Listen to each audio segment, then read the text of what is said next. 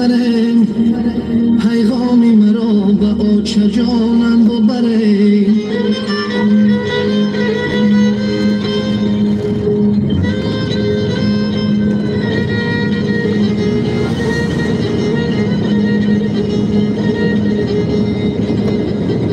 مایم غریب تشنه خاکی وطنم دیدار شما میسرم داد نصیب مایم غریب تشنه دیدار شما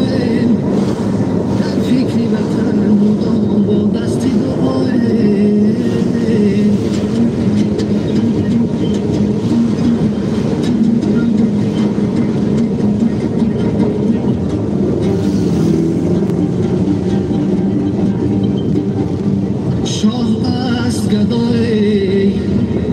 شاه است گدای کی وطن دار بود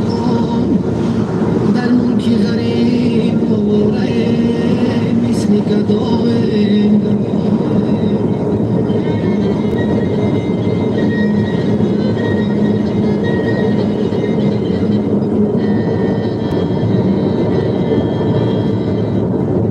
در غریبی با امید ما یادی مادر میکنیم در غریبی با امید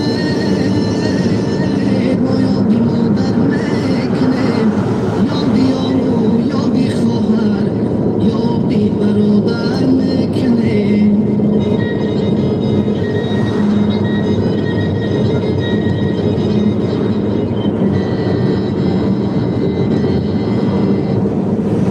یاد میارم پدر را زمانی کودکی یاد میارم پدر را زمانی کودکی قصه های بچگی را روی دفتر میکنیم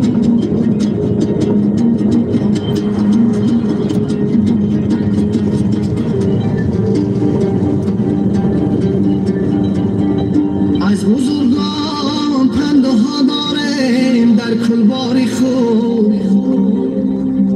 از بزرگان پنده ها داریم در کلباری خوب پنده ها را از بزرگان